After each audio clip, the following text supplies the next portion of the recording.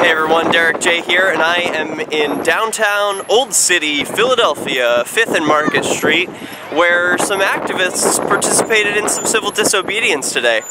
I think it's very exciting that a group of over 100 people openly smoked marijuana at the very stone where I used to do my activism, doing some sign holding. You can see there's still a crowd a little bit behind me. It's dissipating a little bit as people go on their way. It's past 4:30 at this point, and I think this is you got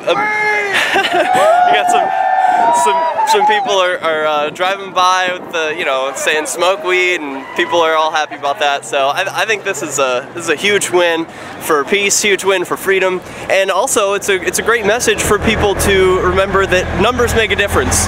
Obviously, with the Free State Project, that's people, 20,000 liberty-loving people moving to the same geographic location, New Hampshire.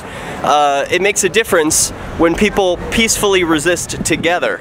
There was no police presence here, even though you saw, I just pointed out, that there were 2 police who were watching the whole event right from over in the corner, and they didn't do a thing. Of course not, because there was no one bothering anybody today.